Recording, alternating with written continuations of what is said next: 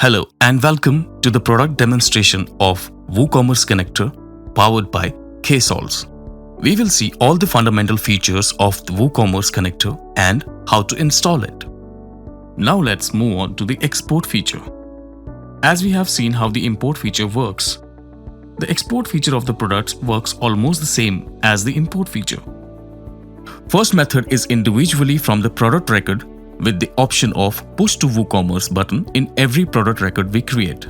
This button gives an option of pulling single or multiple record at a time. Second option is through selecting the specific operations which we need to export. The only restriction with this method is that only those records which are once exported can be exported again using this specific operation method. Let's find out how it works. For that, we need to create a product first. So here, I am naming my product as stamping machine, mentioning the product type as storable, keeping the sale price as $240, we'll keep the categories as all, adding some dimensions. After that, we will save it and add some stocks. Let's say quantity to 150 and save it. Now that we have a product called stamping machine, we have added its details like price, dimensions and stock. So by simply clicking on the product name, next we will see these tabs over here which says Push to WooCommerce or Pull from WooCommerce. If we click on the Push to WooCommerce button, it will pop up a short screen which will ask us to fill in these details, like selecting your instance name through which you're trying to export the data. After we do that, we can select these attributes which we want to check and export. Let's say if I select the price and stock options, so these options present over here will allow you to enable and disable some features which you want to add or export on WooCommerce, or in case you don't want to add or simply you want to restrict them. For example, if I select this set image option and try to add any image on the product, that image will automatically be exported to my WooCommerce. It also allows us to select or restrict variation images or even a single image option as well. Now, after filling all these details, if we click the execute button, it says success and please refer to the logs.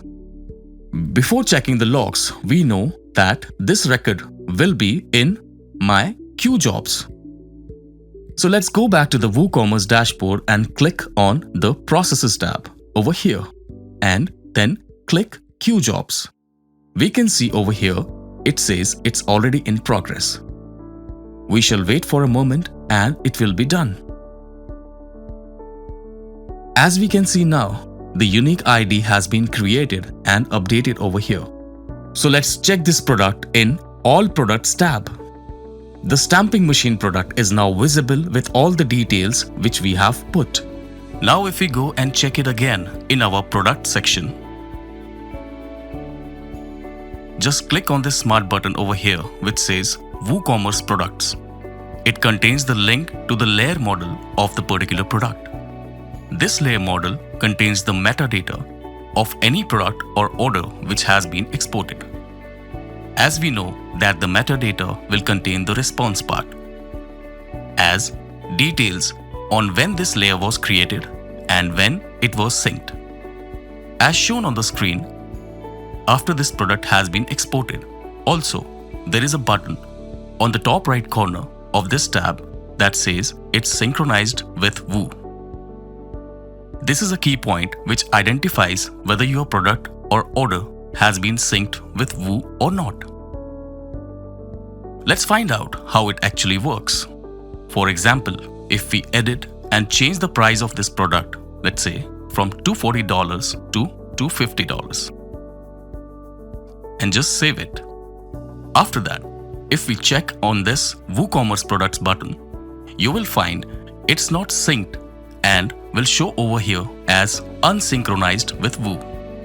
This feature actually helps you identify whether your product is in the synced state or it's a complete new product which has never been exported before, or it is in the unsynced state but was once exported. This is how we distinguish and process this over here. So that's all about the product import and export feature.